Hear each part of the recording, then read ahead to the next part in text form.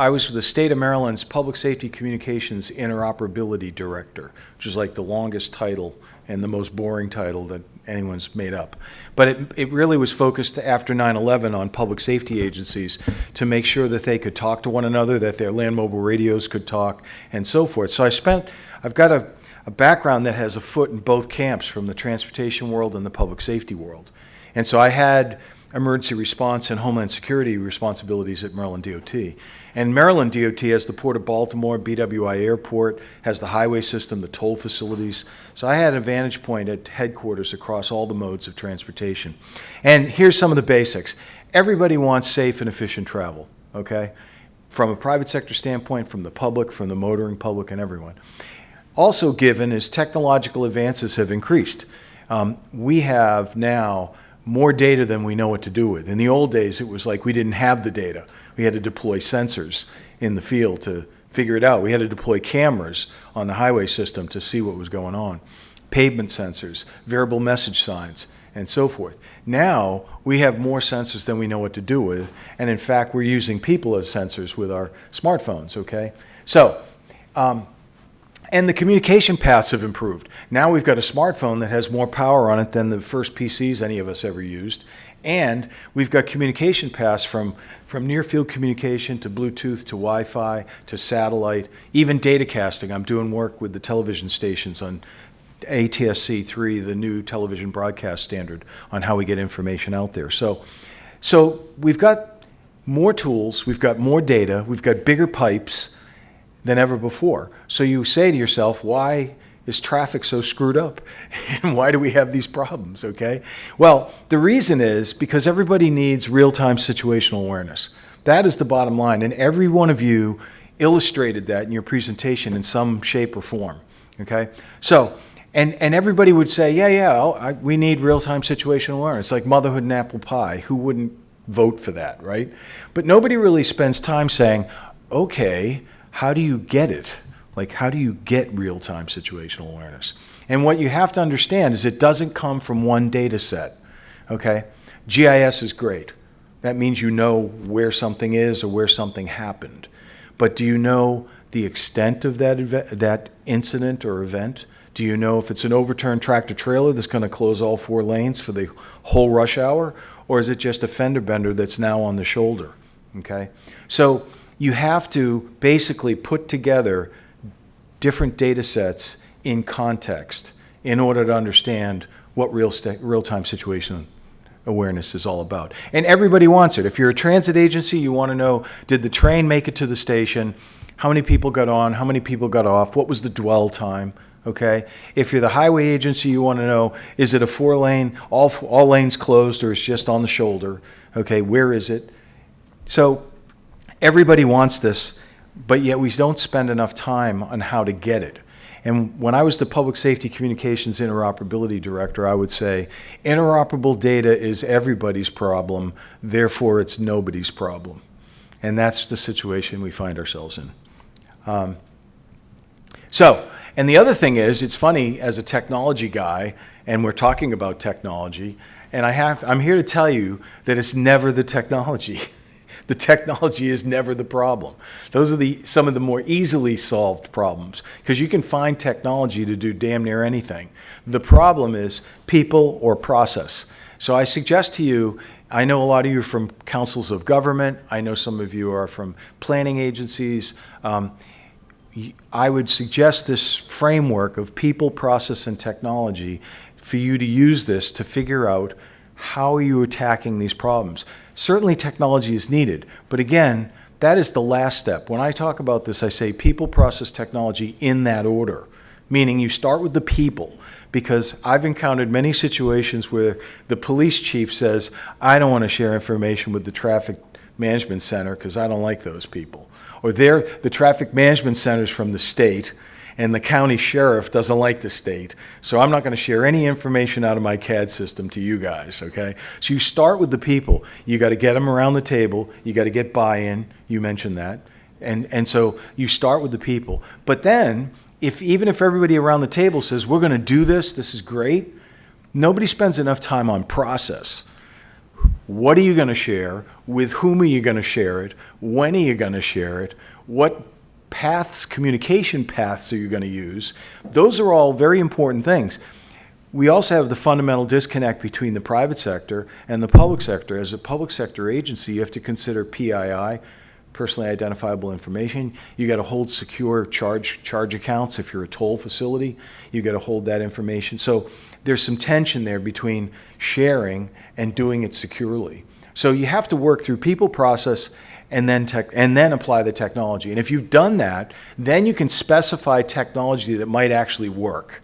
Instead of buying a box, rolling it out, and then everyone goes, well, I don't know how to use that. I didn't get trained on it. I had no say in the fields and how it was set up and so forth. So, people, process, technology.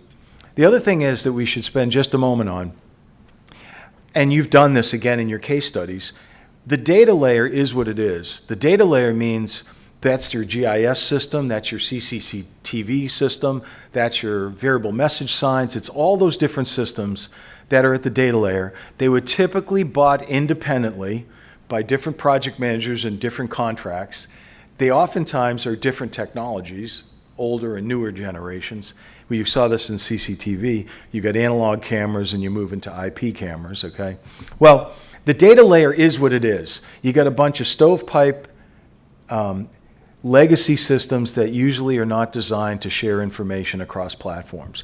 And that is what it is. The presentation layer is what it is. Everybody wants it on a smartphone. They want it wirelessly to wherever the endpoint device is, okay? And so the presentation layer is what it is. So the only way you're going to achieve this interoperability that we're talking about across systems is you have to plan the integration layer. You have to figure out what are the connectors, what's the API, how do we connect these disparate systems to paint a real-time situational awareness picture. And I'm not going to read this slide, but basically you have to be concerned about how the integration layer consumes, standardizes, and publishes information so that it can be brought into the presentation layer to the end user device. Okay. And lastly, why is this so hard? This is hard because it's a systems of systems approach. Okay. The DOT, as the infrastructure owner, has responsibilities. The end user, as a consumer, has responsibilities. They know what they want. They want this or that information or that. The content provider, if you're the DOT and you're going to provide camera information to your 501 traveler information site, you have to be able to publish cameras into that web environment. A lot of agencies can't.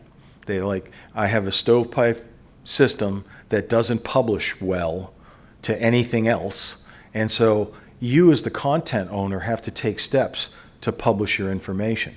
The private sector has to take steps to consume that information, bring it into their application environment, publish it to the consumer. Okay? And then let's not forget networks and transport. You know, I do a lot of work in video. Skyline does a lot of work in video. We do video sharing in the National Capital Region. We've got a video sharing application that has 17,000 cameras, and we've got about 200 users sharing information. So it's a big system. It scales. But you have to consider transport, because if you want to get it on your smartphone, it's going to affect the frame rate that you can consume, the quality of service. You have to concern yourself with priority and preemption. If you use FirstNet as an example, it's going to have priority and preemption. So you have to think about the transport network. So that's why this is a hard thing, because you got multiple agencies, multiple platforms. You've got constraints placed on it by privacy and transport network constraints. And so getting the outcome you want is not a given. I think this is my next to last slide, where basically people asked me once, you know, when I worked at Maryland State Police, I had a number 2 at Maryland State Police came up to me. He said, you know, John, he says, as a technology guy, he says, you make this stuff really hard. I said, okay, I'll bite. He says, what do you mean? He goes, when you're having a bad day, there's only 4 things you want to know. I said, all right, what is it? Give it to me. He says, where is it? What do we know about it? Can we talk about it? And can we see it? And I said, yeah, okay. And then it stuck in my head, and it rolled around for a while. And I says, you know, there's a lot of wisdom there, because where is it is all about GIS and GPS. Can you put it on a map? Where are my assets in relationship to the incident? Where are the buses in relation to the PGA event? You know, so where is it is all about that. Can we talk about it as voice communications, or in the data world, do we have a messaging app?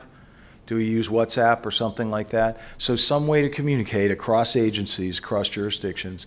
What do we know about it is access to data sets. Now that could be static data sets, like how many people live in this census tract that we have to evacuate, okay? And it could be real-time data sets. What's the stream gauge say? Are we gonna have flooding? Is it gonna overtop the roadway in an hour or so? Okay, so access to data. And can we see it is video, okay?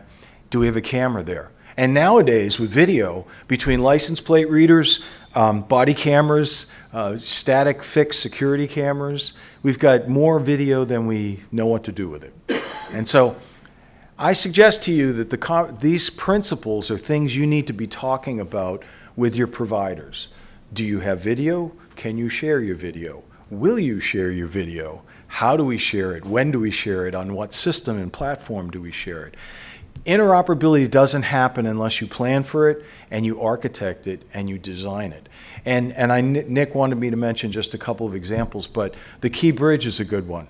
You know, we had cameras on that bridge. We knew when that bridge went down like that. And because of that, the police was able to stop traffic approaching that bridge almost immediately. And as a result, the only lives that were lost were the ones of the people that were already on the bridge, which was largely the maintenance workers at that time. And so it could have been a much bigger disaster had we not shut the traffic off at either end of that bridge. So that's the benefits of real-time situational awareness, but it doesn't just happen. You have to architect it, you have to plan for it, you have to fund it with grant money and such. You have to have a vision, a TISMO vision that says, this is important. And it all comes back to the consumer, because if they have real-time situational awareness, they can make wise choices on travel mode, on trip planning, and so forth. But we have incomplete information because we don't have the systems of systems type approach architected and put in place. And at the end of the day, the incident management system, which is in the center, can then push information to the left, to the public safety community, over things like FirstNet, over things like data casting, with alert and warning, iPause, if you're familiar with that. And you can push information to the public on the right through traveler advisory radio, 511, reverse 911, emergency alert systems, and the like. So that then becomes the engine through which you push information to both communities. And it's not always the same information, as was said earlier.